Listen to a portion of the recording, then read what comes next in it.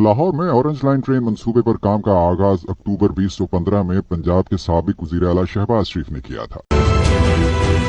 हुकूमत तब्दील हुई तो तरजीहात भी बदल गईं, जिसके बाद ये मंसूबा शैतान की आंत साबित होने लगा।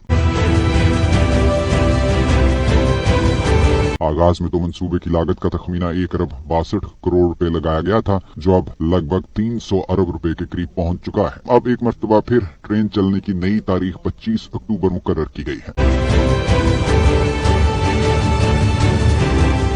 अब ये अलग बात कि शहरियों की बड़ी तादाद अभी भी पुरुम्मीद दिखाई नहीं देती। कारोबार भी हमारे डिस्टर्ब है। देखें, इंशाल्लाह ताला उम्मीद है कि इस दफा गवर्नमेंट इस पे सीरियस कोई काम करे। तो इम्प्लीमेंटेशन तो कोई नहीं हुई, अभी नेक्स्ट देखते हैं जो इनका है कि वो उस पर भी पूरा उतर सकते हैं या नहीं उतर सकते। दूसरी तरफ शहरी इस ख्वाहिश का इजहार करते हुए भी दिखाई देते हैं कि अब तो ऑरेंज लाइन ट्रेन को पटरी पर आ ही जाना चाहिए कि इससे मुसाफिरों को सफर की बेहतरीन सहूलियात मुयस्सर आएंगी।